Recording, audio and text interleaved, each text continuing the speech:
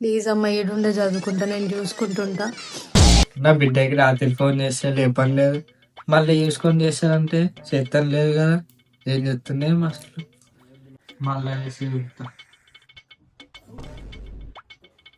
Hello అమ్మ ఏమైంది, phone చేసినావు? ఏమైంది బిడ్డ, రాత్రి ఫోన్ చేస్తే లేపని లేవు. అది నేను తినడానికి కింద పోయిండే.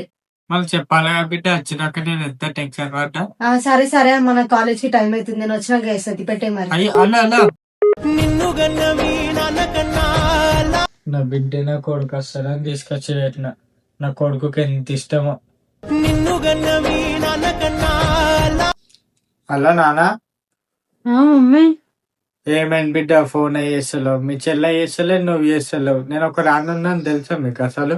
తెలుసు కదా మమ్మీ, నేను జాబ్ చేస్తాను, జాబ్ లో బిజీగా ఉంటా కదా మమ్మీ.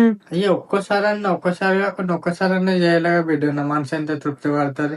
సరే మమ్మీ, నేను ఆఫీస్ లో నేను మళ్ళీ చేస్తా.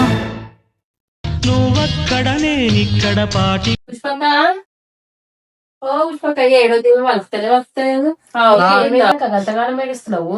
ఏం చెప్పాలి చెల్లె, నా బిడ్డని నా కొడుకుని ఎంత కష్టపడి పెంచినాం, పెద్ద పెద్ద చదువులు చదివించినాం. వాళ్ళేమో ఇప్పుడు కేర్ చేస్తున్నారు. ఒక 5 నిమిషాలు ఫోన్ మాట్లాడితే సరిపోతలేరట వాళ్ళకి. హలో ఆంటీ, ఏమైంది, మీరు ఫోన్ చేశారు? కాదమ్మా, మీ అమ్మకు జ్వరం వచ్చింది, మీకు ఏమైనా బుద్ధి ఉందా అసలు? మీ అన్నకు నీకు ఆమెను పట్టించుకుంటారు అసలు? ఒక 5 నిమిషాలు కూడా ఫోన్ మాట్లాడతలేదంట. ఎందుకంటే ఏమైంది మా అమ్మకి?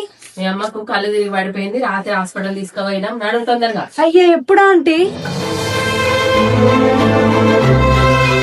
హలో హలో అన్న, అమ్మ కళ్ళు తిరిగి పడిపోయిందంటారా, హాస్పిటల్ తీసుకుపోయారంట.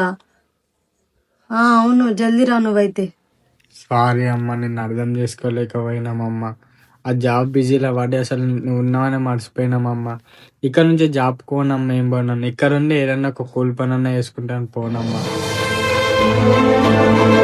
అమ్మా సారీ అమ్మా, నేను అర్థం చేసుకోలేకపోయినా.